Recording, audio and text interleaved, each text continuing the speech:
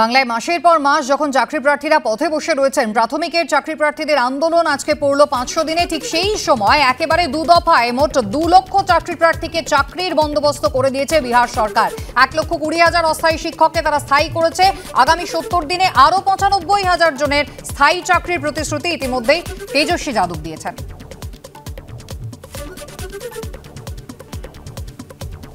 রাজ্য বিজেপি মুখপাত্র শ্রমিক ভট্টাচার্য রয়েছেন আমাদের সঙ্গে টেলিফোন লাইনে। শ্রমিকদা, এই রাজ্যের ক্ষেত্রে আমরা দেখছি যে দিনের পর দিন, মাসের পর মাস ঝড় জল উপেক্ষা করে আন্দোলনকারীরা পথে বসে রয়েছেন, চাকরি প্রার্থীরা।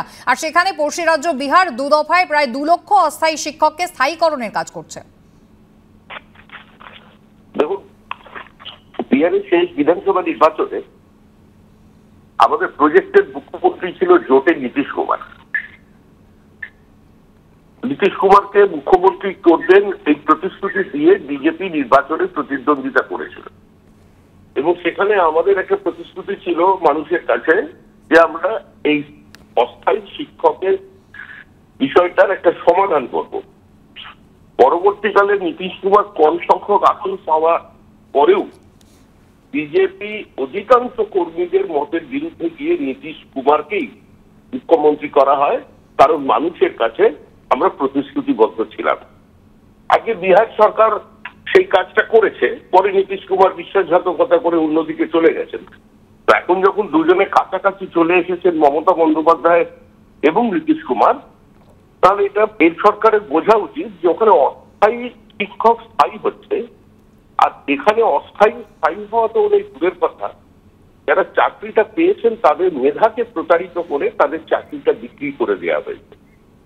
ওখানে একটা সরকারের ফেভারিজম দিতে হবে, সরকারের ইচ্ছা শক্তি দেখাতে হবে, আর এখানে সরকারকে একটা বিচার দিতে হবে। সুতরাং এই সরকারের কাছ থেকে সেটা প্রত্যাশিত নয়, এটাই বোঝা যাচ্ছে। কারণ কোনো মানবিক মুখ নিয়ে এই সরকার মানুষের পাশে দাঁড়াবেন, চাকরি প্রার্থীদের পাশে দাঁড়াবেন, এটা প্রত্যাশা করা যায় না। নতুন সরকার এখানে এই সমস্ত সমস্যার সমাধান হবে। শ্রমিকদা, ধন্যবাদ। যদিও বিজেপি কিন্তু কৃতিত্ব নিতে ছাড়ছে না, এবং এক সময়ের জোট শরিক নীতিশ কুমারকে অন্যদের বিরোধিতা সত্ত্বেও কিন্তু দায়িত্ব দেওয়া হয়েছিল মুখ্যমন্ত্রীর। আর আজকে সেই পড়শি রাজ্য বিহার প্রায় 2 লক্ষ অস্থায়ী শিক্ষককে স্থায়ী শিক্ষকের পদে নিয়ে আসছে। অর্থাৎ এক্ষেত্রেও ঘুরিয়ে কৃতিত্ব বিজেপির, এমনটাই দাবি করলেন শ্রমিক ভট্টাচার্য। আর কি বলছেন রাজ্য তৃণমূল কংগ্রেসের মুখপাত্র শান্তনু সেন, শোনাব আপনাদের।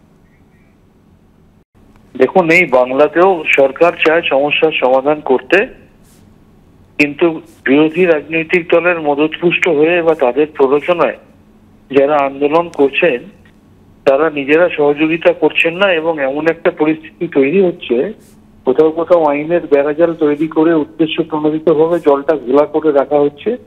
তার কারণ যারা বিরোধীরা এদেরকে মদত দিচ্ছে তারা জানে যে জলটা যদি ঘোলা না থাকে তারা রাজনীতি করার সুযোগ পাবে না। তাই আমি আবার বলবো, যারা আন্দোলন করছেন তাদের শুভবুদ্ধি হৃদয় হোক, বিরোধী রাজনৈতিক দলগুলোর প্ররোচনায় পা না দিয়ে সরকারকে সহযোগিতা করুন। সরকারই পারে আপনাদের সমস্যার সমাধান করতে, এবং সরকার সহযোগিতার সাথে এটা যে দেখতে চায় সেটা বারবার প্রমাণ করেছে।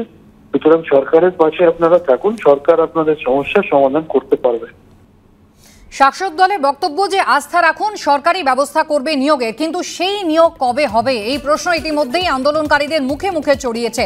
ঝড় জল উপেক্ষা করে তারা পথে বসে রয়েছেন। প্রাথমিকের চাকরি প্রার্থীদের আন্দোলন আজকে পড়ল 500 দিনে। আর ঠিক এই সময় পড়শি রাজ্য বিহার তারা কিন্তু প্রায় 2 লক্ষ চাকরি প্রার্থীকে 2 দফায় অস্থায়ী শিক্ষকদের তারা স্থায়ীকরণের বন্দোবস্ত করেছে। প্রথম দফায় 1,70,000 এবং তার 70 দিনের মাথায় 95,000 জন চাকরি প্রার্থী তাদের স্থায়ীকরণের বন্দোবস্ত করা হয়েছে। 1,20,000 এবং 95,000 2 দফায় 2 লক্ষ শিক্ষক অস্থায়ী থেকে স্থায়ী হচ্ছেন।